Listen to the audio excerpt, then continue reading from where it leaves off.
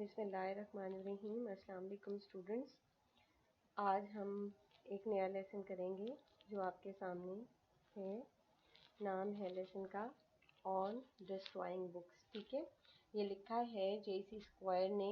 और अभी हम जो कुछ करने लगे हैं वो टेक्स्ट बुक बेस्ड जो हैं वो क्वेश्चन आंसर्स हम इस वाले सेशन में, इस वाले वीडियो में करेंगे। ठीक है, चलें जी शुरू करते हैं। बिस्मिल्लाहिर्रहमानिर्रहीम।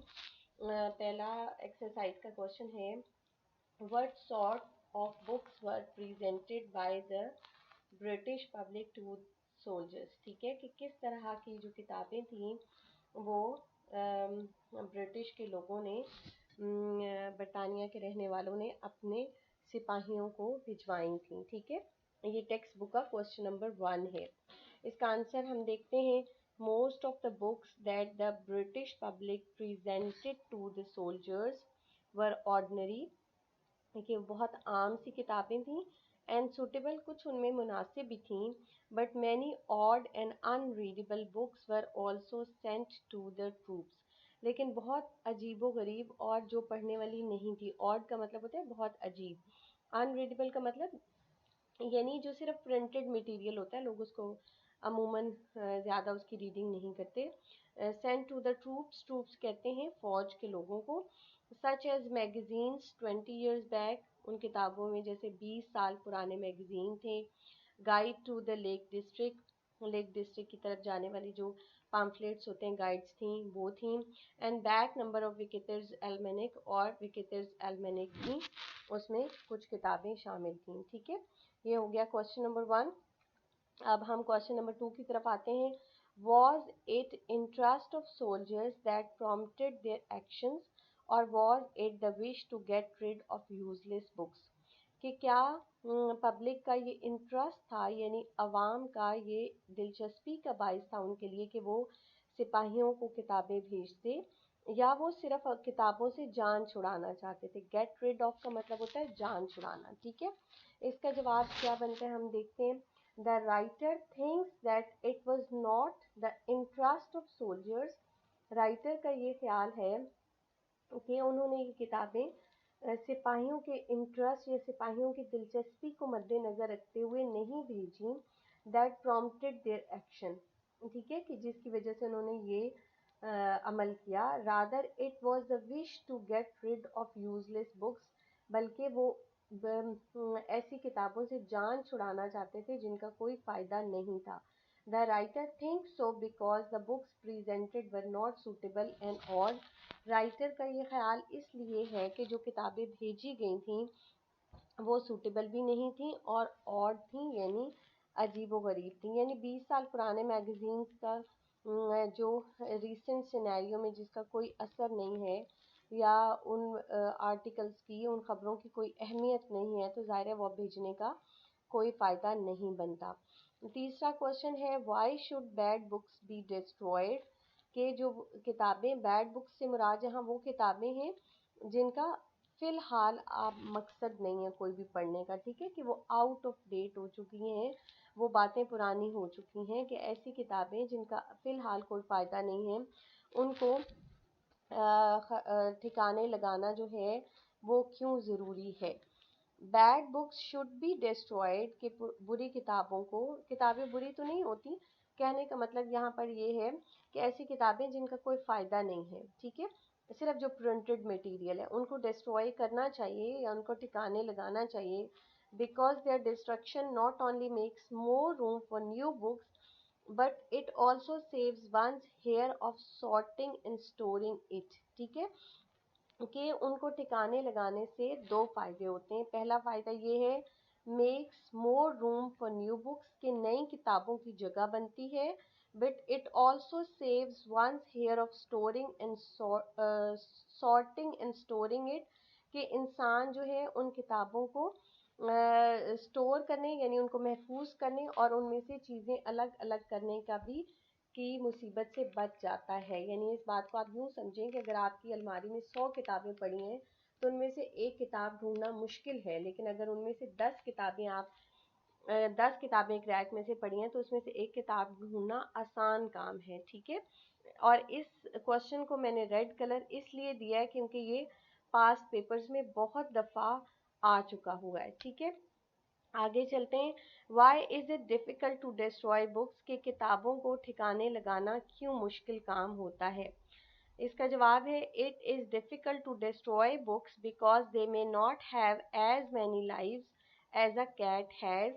किताबों को ठिकाने लगाना इसलिए मुश्किल काम है कि उनकी शायद इतनी जिंदगियां तो ना हो जितनी एक बिल्ली की होती हैं, but they certainly die hard, लेकिन वो मुश्किल से ही मरती हैं। And it is sometimes difficult to find a scaffold for them, और बाज़ औक़ात ये बहुत मुश्किल हो जाता है कि किताबों के लिए स्कैफोल्ड ढूंढें। स्कैफोल्ड का मतलब होता है फांसी का तख्ता। ठीक है, अब इसमें एक मिथ दी गई है। मिथ ये है कि बिल्ली के बारे में ये कहा जाता है कि वो 7 जन्म लेती है। तो यहाँ पर कहा यानी मरती है और मरने के बाद दोबारा ज़िंदा हो जाती है। यहाँ पे ये इसलिए इसको सिंबॉलिकली दिया गया है कि किताब जो किसी भी चीज़ ऐसी चीज़ जिसको मारना मुश्किल हो या जिसको ख़त्म करना मुश्किल हो या जिसको ठिकाने लगाना मुश्किल हो। ठीक है, तो इसका ख्याल है कि किताबें भी एक ऐसी चीज़ हैं जिनको ठिकाने लगाना जो है वो एक मुश्किल काम है। तो सिंबॉलिकली राइटर ने, जेसी स्क्वायर ने इसको एक्सप्लेन करने की कोशिश की है। अगला क्वेश्चन देखते हैं। Y could not author burn the unwanted books? के राइटर जो है वो उसको जो किताबें पसंद नहीं थी, अनवांटेड का मतलब होता है जो चाही ना जाती हूँ, ऐसी किताबें जिनकी उसको ज़रूरत नहीं थी या वो रखना नहीं चाहता था, उसको राइटर ने बर्न क्यों नहीं किया, जला क्यों नहीं दिया। अच्छा जी, इसका जवाब है he had no kitchen range, उसके घर में कोई किचन रेंज नहीं था। So he could not toast them on a gas cooker और consume them leaf by leaf in a small study fire. ठीक है, कि उसका घर बहुत छोटा सा था और जाहिर है कि उसके जो घर में जो फायर प्लेस थी, आग जलाने की जगह थी, वो भी इतनी छोटा सा था कि उसमें एक एक सफ़ा करके वो किताबें नहीं जला सकता था। It was almost as hopeless to try to burn a book without opening it as to try to burn a piece of stone. जो बुक में एग्जैक्ट लफ्ज लिखा हुआ है वो ग्रेनाइट लिखा हुआ है स्टोन की जगह। ठीक है, कि बिल्कुल ऐसे ही था कि आप फायर प्लेस में जैसे बारूद फेंकते हैं, किताबों को ठिकाने लगाना उस वक्त इतना ही मुश्किल था क्योंकि उसकी जिस जगह पे वो रहता था वो कमरा बहुत छोटा था और ज़ाहिर किताबें बहुत ज़्यादा इकट्ठी हो गई थी। तो किसी एक सफ़े को आग लगाने का मतलब है कि आपने पूरे घर को आग लगा दी है। ठीक है, आगे है जी, how he decided to get rid of them, कैसे राइटर ने ये क्या फैसला किया कि वो अपनी किताबों के साथ क्या करे या उनसे कैसे छुटकारा हासिल करे। He had decided to do to them as many people do to kittens, कि उसने ये फैसला किया अपनी किताबों को टिकाने लगाने का जैसे बहुत सारे लोग बिल्ली के बच्चों के साथ करते हैं। टाई देम अप, कि उन्हें बांधें, and dispatch them to the river, और दरिया में फेंक आए। He put the sack full of books over his shoulder and went to throw them into the river. उसने किताबों का बहुत बड़ा सा सैक का मतलब थैला होता है, बहुत बड़ा सा थैला बनाया, उसको अपने कंधों पे रखा और दरिया की तरफ चल पड़ा ताकि अपनी किताबें जो हैं वो दरिया में फेंक आए। ठीक है, अगला क्वेश्चन है जी, question number 7। Describe the author's midnight venture to throw the books in the river and suspicion which his actions were likely to arouse।